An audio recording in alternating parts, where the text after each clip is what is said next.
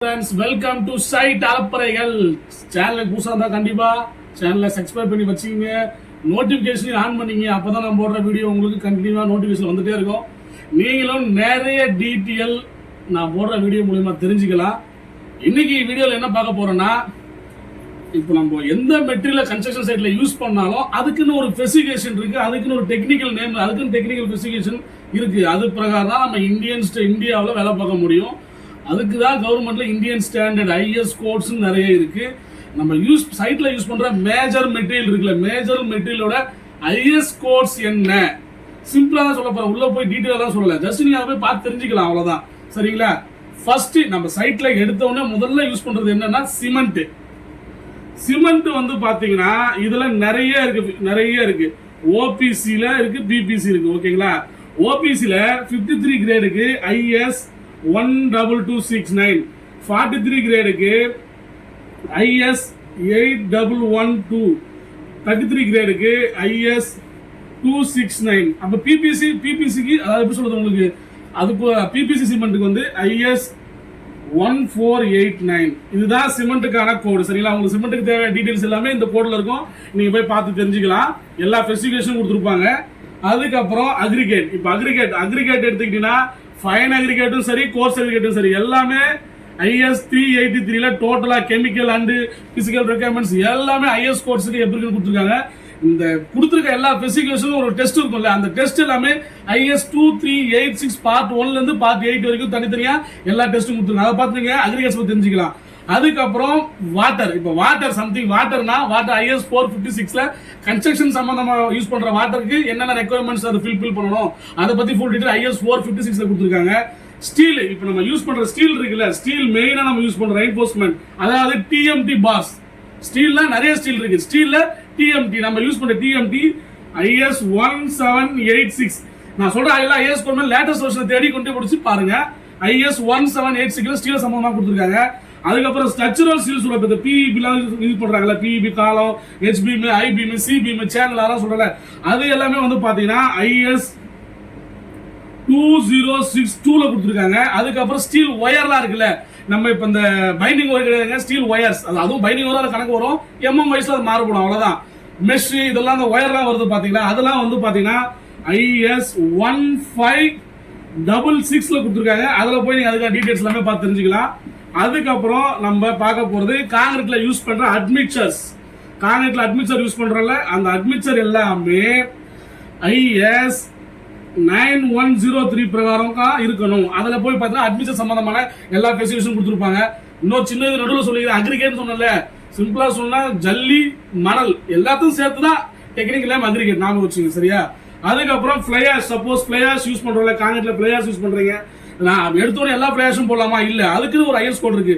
அதுல என்ன ஸ்டாண்டர்ட்ல மீட் ஆகுதோ அந்த ஆஷ் மட்டும் தான் யூஸ் பண்ண முடியும் கன்ஸ்ட்ரக்ஷன் பர்பஸ்க்கு. அது ஐஎஸ் 3812.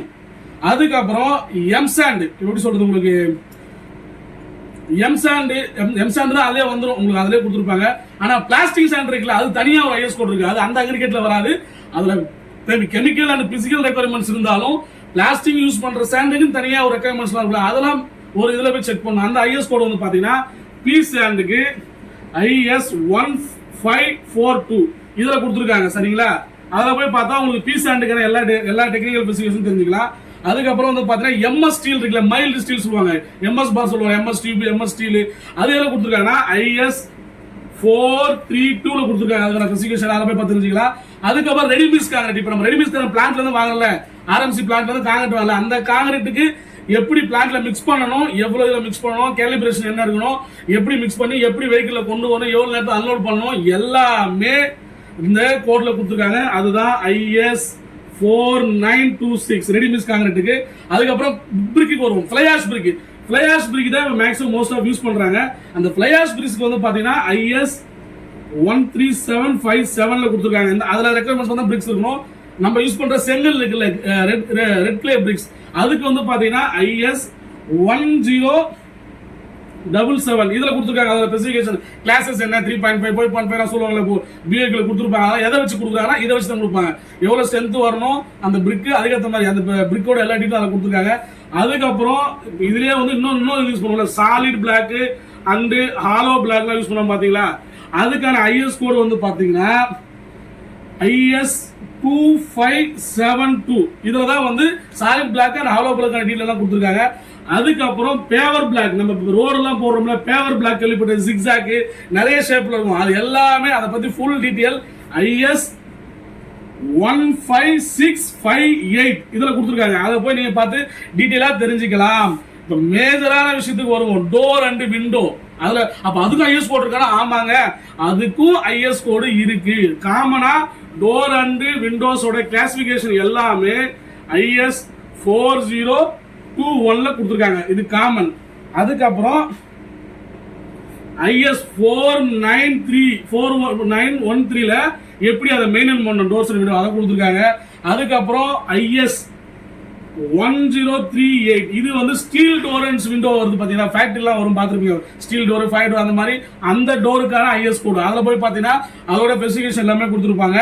அதுக்கப்புறம் இப்பெல்லாம் நிறைய இடத்துல யூபிவிசி விண்டோ டோர்ஸ்லாம் வந்துச்சு, யூபிவிசி அப்படி சொல்லுவாங்கல்ல, அது வந்து யூபிவிசி டோருக்கு வந்து பார்த்தீங்கன்னா IS 17953 போய் பார்த்தீங்கன்னா அதுக்கான ஃபுல் டீட்டெயில் உங்களுக்கு கொடுத்துருப்பாங்க.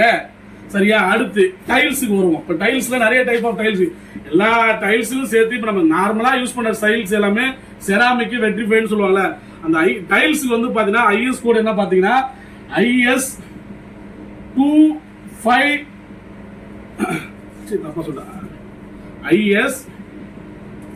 15622 போய் பார்த்தா செராமிக் டைல்ஸோட ஃபுல் டீடைல் கொடுத்துருப்பாங்க. இப்போ நம்ம கிரனைட் போடுறோம், கிரனைட்ல என்ன படிப்பீங்க, அதாவது அதோட டீடைல்ஸ் எல்லாமே IS 14223 பார்ட் 1ல தான் கிரனைட் ஸ்டோனுக்கான ஃப்ளோர்ல எப்படி யூஸ் பண்ணலாம், கிரனைட் ஸ்டோனை பாலிஷ் பண்ணி யூஸ் பண்ணலாம், அந்த எப்படி பாலிஷ் பண்ணணும், எவ்வளவு திக்னஸ் இருக்கணும், அந்த டீடைல் எல்லாமே 14223ல கிரனைட்டை பத்தி கொடுத்துருக்காங்க.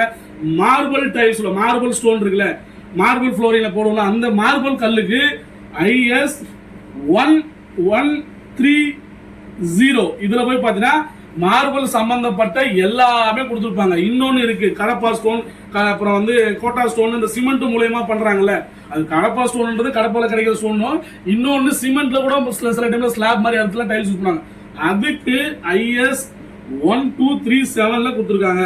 இந்த ஐஎஸ் கோட் எல்லாமே மேஜரா நம்ம சைட்ல யூஸ் பண்ற மெட்டீரியல் சம்பந்தமா தான் கொடுத்துருக்கேன். உங்களுக்கு ஃபுல்லா வீடியோ ஃபுல்லா ஸ்கிப் பண்ணாம பார்த்துருந்தீங்கன்னா உங்களுக்கு கண்டிப்பா புரிஞ்சிருக்கும். நீங்க எப்போலாம் லாபம் வருதா என் வீடியோ கிளிக் பண்ணி உள்ள சைட் அவைலபிள் செக் பண்ணுங்க, உள்ள போய் ஐஎஸ் கோட் சம்பந்தமா எடுத்து பாத்தீங்கன்னா நீங்க ப்ளே பண்ணி பார்த்துட்டே வரும்போது உங்களுக்கு தேவையான மெட்டீரியல் சம்பந்தமா ஐஎஸ் கோட் சொல்லியிருப்பேன், அதை எடுத்து அந்த மெட்டீரியல் என்ன டீடைல் என்ன இருக்கு எல்லாத்தையுமே நீங்க அந்த ஐஎஸ் கோட் பத்தி தெரிஞ்சுக்கலாம். அதன் பிரகாரம் சைட்ல வேலை செய்யலாம். சரியா? இது மெட்டீரியல் சம்பந்தமா போட்டேன். இன்னும் ஃபியூச்சர்ல எந்தெந்த ஒர்க்குக்கு என்னென்ன ஐஎஸ் கோட் யூஸ் பண்ணணும், அதுக்கப்புறம் இன்னும் ஃபியூச்சர்ல என்ன சொல்லலாம் இருக்குன்னா எந்தெந்த ஒர்க்கு எவ்வளவு டாலரன்ஸ், அதாவது இப்போ பிளஸ் ஆர் மைனஸ் டாலரன்ஸ் இருக்குல்ல, அண்டர்னா நம்ம பண்ண முடியாது, அதுக்கு plus or minus something Indian ஸ்டாண்டர்ட்ல கொடுத்துருக்காங்க, அது எவ்வளவு கொடுத்துருக்காங்கன்றத ஃபியூச்சர்ல வீடியோல கண்டிப்பா சொல்றேன். இந்த வீடியோ கண்டிப்பா உங்களுக்கு ஹெல்ப்ஃபுல்லா இருக்கும்னு நினைக்கிறேன்.